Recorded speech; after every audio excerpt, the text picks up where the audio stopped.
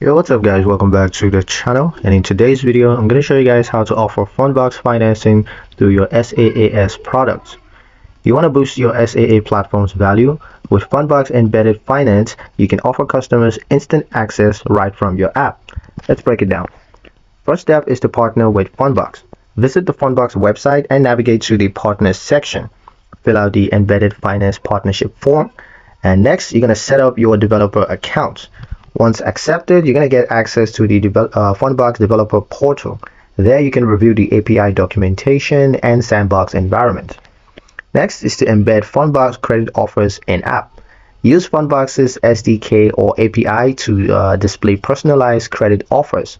Then place offers within checkout flows. You can also place it in dashboards or funding sections. Next is to use webhooks for real-time updates. Track user credit eligibility and loan status changes via secure webhooks. Lastly, monitor performance. You can use the Fundbox partner dashboard to track metrics like offer views, conversions, and of course user activity.